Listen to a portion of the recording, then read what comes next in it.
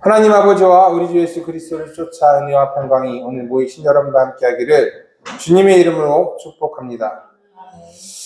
어제 어떤 분이 저에게 왜 하나님은 남자를 먼저 만드시고 그 다음에 여자를 만드셨나요? 라고 물어보셨어요. 이런 일이 조금 마음에 안 들죠? 저 남자도 여자도 다 여자 뱃속에서 나오는데 여자 먼저 좀 만들지. 하나님은 왜 남자를 먼저 만드셨을까? 마치 남자가 먼저 만들어졌다는 이유로 좀 더 우세하게 보이는 것 같아요. 그렇다면 우열의 관점에서 남자가 먼저 만들어지고 여자가 열등하니까 남자의 갈비뼈로 만들어진 걸까요? 그렇지는 않습니다. 이 성경이 쓰여질 당시에는 남자들에게 대표성이라는 게 있었어요. 한 가정에서도 아버지가 대표성을 가지고 있지요. 한 나라의 왕도 대부분 남자였습니다. 그러다 보니까 남자는 성경에서 주로 대표자로 등장했습니다. 성경도 마찬가지죠. 이와 같은 관점에서 저는 볼 수 있다고 생각해요. 그래서 창세기 2장에서는 남자인 아담이 사람의 대표가 된 거예요. 그리고 사람의 대표인 남자로 인해 이 세상에 뭐가 들어왔어요? 죄가 들어온 거예요. 대표성을 가진 사람에 의해서 죄가 들어왔습니다. 게다가 히브리어로 아담이라는 뜻은 흙 또는 토양이라는 뜻을 갖고 있는데 이 아담이라는 단어가 남성형이에요.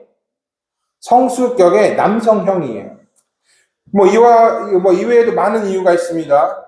이런 여러 가지 이유로 인해서 남자가 그냥 대표자가 되었을 뿐 남녀 간의 우열이라는 것은 없습니다. 재미있는 것은 제가 말씀드린 이런 해석도 굉장히 보수적인 측면에서 해석한다라는 거예요. 여하튼 남자가 먼저 만들어졌다고 해서 우월하다라는 것은 말도 안 되는 거예요. 우리 집만 봐도 잘 알 수 있어요. 제가 목사이기도 하고 목사가 교회 대표자 성격을 갖고 있으니까 뭔가 이제 우월해 보이고 그럴싸해 보이지만 실제로 우리 집의 식구는 다 누가 갖고 있어요? 네, 아내가 갖고 있죠.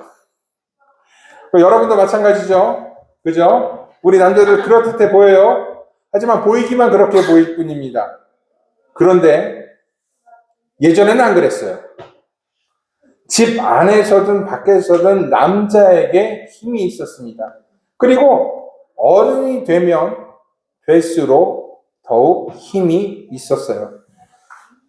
오늘의 복음서를 볼 때 이러한 관점, 옛날의 관점, 옛날 남성성에 대해서 생각하고 보면 더 쉽게 이해할 수가 있다고 저는 생각해요.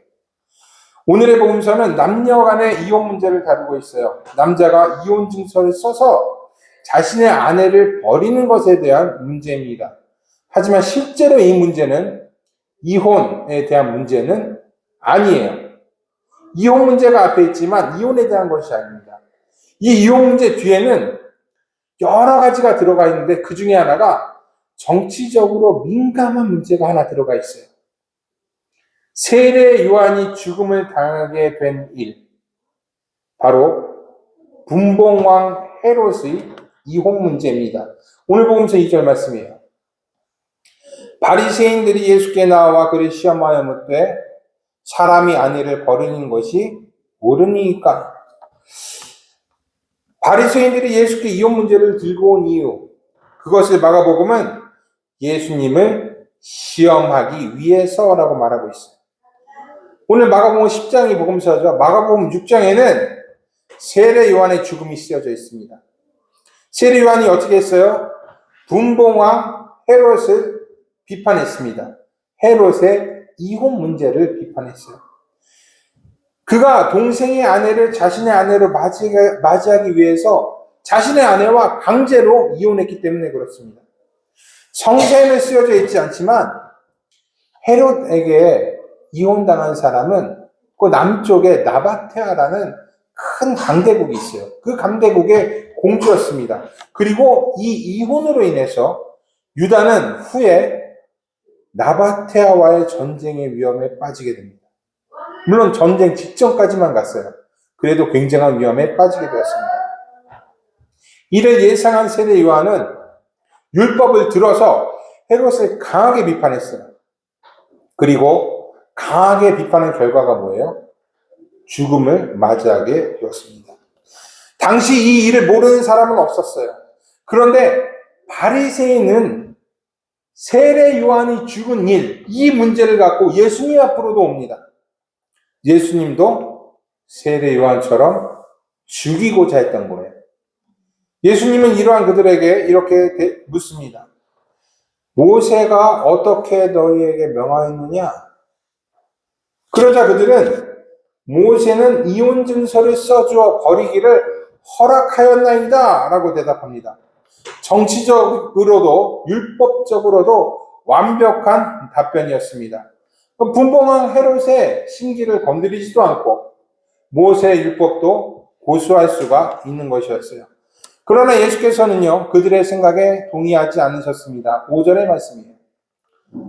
너희 마음이 완악함으로 말미암아 이 명령을 기록하였거니와 라고 말씀하셨어요. 모세가 이런 율법을 기록한 이유, 그것은 사람의 마음이 완악하기 때문이다 라는 예수님의 답변이었어요. 여러분, 그 사람의 마음이 언제 가장 악해질까요? 언제 상대방에게 악행을 저지를까요? 물건이 탐이 났을 때, 화가 났을 때, 싸움이 일어났을 때, 여러 상황이 있겠지만, 저는요, 상대방을 함부로 대할 수 있는 힘이 생겼을 때 악행을 저지른다고 생각해요. 상대방이 만만하다고 느껴지면, 상대방보다 내가 우세하다고 생각되면, 사람은요, 상상을 초월하는 악을 품습니다. 우리의 사회를 봐도 마찬가지예요. 회사이든 교회이든 어느 공동체이든 힘이 있는 사람이 힘이 없는 사람을 힘들게 합니다. 강한 사람은 피해를 입지 않아요. 왕따를 당하거나 잘리거나 목숨의 위협을 느끼지 않습니다. 그저 힘이 없는 사람이 모든 피해를 감수하게 되는 거예요. 아이들의 세계에서나 어른의 세계에서나 마찬가지입니다. 심지어 이는 우리의 교회에서도, 교단에서도, 교계에서도 같은 일이 벌어집니다. 그래서 모든 사람들은 힘을 가지기를 원하고 힘을 가지면 횡포를 부립니다. 힘이 없었을 때 못하던 일들을 쉽게 해요. 자기가 가진 힘으로 상대방을 찍어 누릅니다. 이혼도 똑같습니다. 남성이 사회적으로나 가정에서나 힘이 세니까 여성들에게 이혼 증서를 주어서 버리는 것이에요. 그럼에도 불구하고 모세의 율법이 이를 허락한 이유가 무엇일까요? 어쩔 수 없는 이혼 사유가 발생하기 때문에? 전 그렇지 않다고 봅니다. 오히려 집 안의 약자인 여성을 보호하기 위해서, 이혼을 통해서 사람의 악함을 증명하기 위해서 모세가 이 율법을 허락했다고 생각해요. 참 이상한 말이죠. 악함을 증명하기 위해서 이혼을 허락했다. 또 이것이 약한 여성을 보호하기 위해서다. 이거 참 이해하기 어려운 말입니다. 하지만 여러분, 잘 한번 생각해 보세요. 당시 이혼을 행할 수 있는 사람은 어떤 사람이에요? 가정에서 가장 힘이 있는 남자 어른입니다. 만일 모세의 율법이 억지로 이혼을 막으려고 했다면 힘이 있는 사람은 힘 없는 사람을 괴롭힐 수가 있어요. 오랫동안 아내에게 생활비를 주지 않는다던가, 수개월 동안 아내가 자기의 부모님과 못 만나게 한다던가, 폭언과 폭력을 행사하는 일이 벌어질 수가 있습니다. 그래서 모세율법은 이혼 증서를 써서 이혼하라 라고 합니다. 가정 내의 약자인 여성을 보호하기 위해서입니다. 그리고 이렇게 이혼하는 것을 통해서 사람들은 그 이혼한 사람이 얼마나 악한 사람인가 이것을 알 수가 있게 됩니다. 에스겔 20장 25절에 이렇게 써 있어요. 내가 그들에게 선하지 못한 율례와 능히 지키지 못할 규례를 주었다 라고 말합니다. 이 율례가 율법이에요. 하나님께서 주신 율법 중에는 선하지 못한 것이 있다라는 것입니다. 그리고 시편 81편 12절에 뭐라고 써 있어요? 그러므로 내가 그의 마음을 완악한 대로 두어 그의 임의대로 행하게 하였도다 라고 말합니다. 이것이 바로 이혼 증서를 주는 일이에요. 선하지 못한 율법, 완악한 대로 벌어두는 일, 이것이 당시의 이혼이라는 것이었습니다.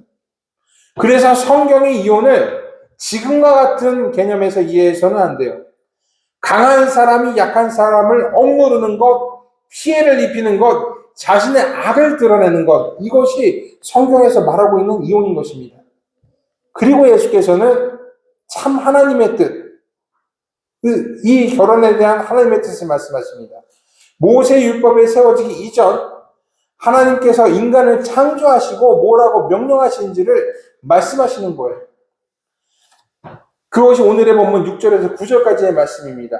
창조 때로부터 사람을 남자와 여자로 지으셨으니 이러므로 사람이 그 부모를 떠나서 그 둘이 한 몸이 될지니라.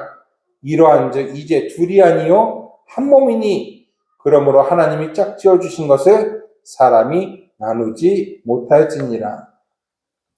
예수님께서 인용하신 이 말씀은 오늘 예배의 제일 공독인 말씀이었어요. 창세기 2장 24절의 말씀입니다.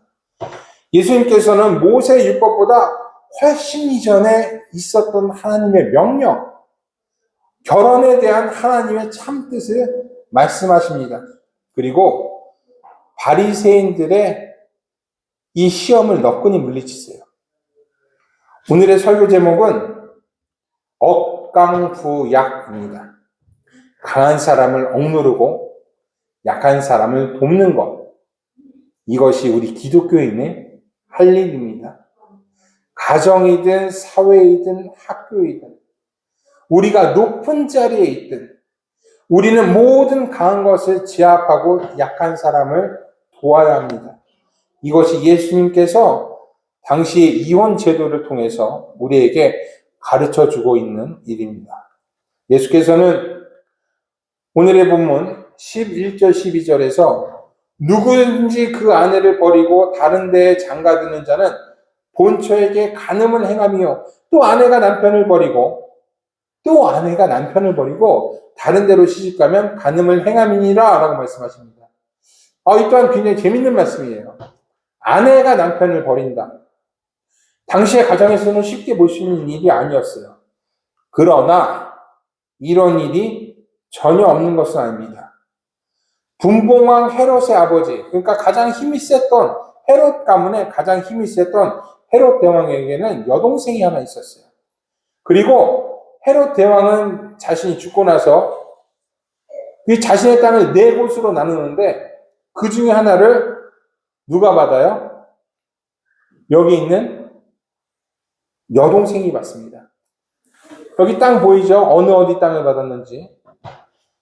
그 여동생의 이름은 살로메 일세였고 그녀는 자신이 가진 힘으로 자신의 남편과 이혼합니다. 남편을 쫓아낸 거예요. 이것이 일반적인 이혼이 아니죠. 강한 자가 약한 자를 억누르는 것입니다. 오늘 여러분이 들었던 어린이 설교도 마찬가지죠. 당시의 어린이는 아무런 힘이 없었습니다. 법도 사람들도 어느 것도 어린이를 지켜주지 않았습니다. 그래서 제자들도 쉽게 아이들을 꾸짖을 수가 있었던 거예요. 그런데 예수께서는 어떻게 하셨습니까? 아이들을 꾸짖는 제자들을 오히려 꾸짖으시고 아이들을 안고 축복하십니다. 아이들에게 천국의 주인이다 라고 말씀하십니다. 이 역시도 예수님께서 얼마나 약한 사람들을 사랑하시는지, 얼마나 약한 사람들을 위하고 지키시는지 우리에게 보여주는 것이에요. 사랑하는 여러분, 하나님은요 여러분들을 사랑하십니다. 힘이 없고 연약한 여러분들을 사랑하시고 축복하시고 보호하십니다. 우리 교회도 마찬가지겠죠. 작은 교회, 연약한 교회이기에 하나님은 우리 교회를 사랑하십니다. 그러니 기뻐하십시다. 하박국 3장 17절의 말씀처럼 비록 무화과 나무가 무성하지 못하며 포도나무에 열매가 없으며 감람나무에 소출이 없으며 밭에 먹을 것이 없으며 우리의 양이 없으며 외양간에 송아지가 없을지라도 우리 함께 기뻐합시다. 하나님께서 우리의 편이 되어주시기 때문입니다. 하나님께서 우리의 힘이 되어주시기 때문입니다. 하나님께서 우리의 구원이 되어주시기 때문입니다. 이 놀라운 복음이 오늘 여러분과 함께 하시기를 바랍니다. 늘 약한 사람들을 생각하고 그 사람들 위해 애쓴 여러분들 위해 하나님의 크신 축복과 은혜가 함께 하기를 바랍니다. 문지하게 뛰어난 하나님의 평강이 그리스도 예수 안에서 여러분의 생각과 마음을 지키시기를 원합니다. 아멘. 우리 기도하겠습니다.